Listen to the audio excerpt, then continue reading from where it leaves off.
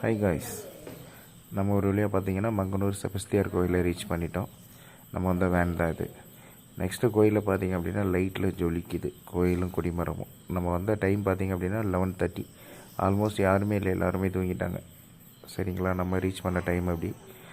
So கொடிமரத்தில் சாமியை கும்பிட்டுட்டு வந்து பார்த்திங்க அப்படின்னா நெக்ஸ்ட்டு நம்ம கோயிலுக்குள்ளே போகிறோம். கோயிலுக்குள்ளே போயிட்டு சாமியெல்லாம் பார்த்துட்டு சாமியை கும்பிட்டுட்டு ஆக்சுவலாக காலையில் ஒர்க் இருக்குல்ல, ஒரு குட்டி தூக்கம் ஒன்று போட்டோம்.